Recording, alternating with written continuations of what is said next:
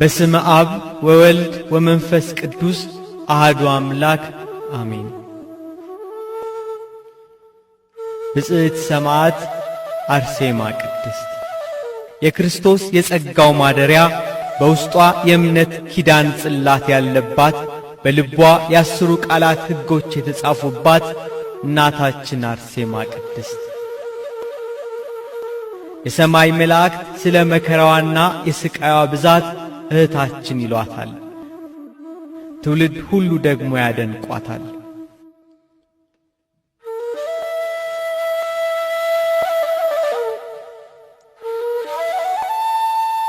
በቅዱሳን ሰማዕት ማኅበርና በገነት በሮች ትመሰገናለች።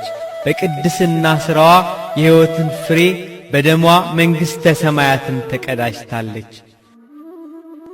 በእጆቿ የገነት የዛፍ ፍሬ የያዘች በውስጧ የበረታች የቀናች የሃይማኖትን ሥር የተከለች እናታችን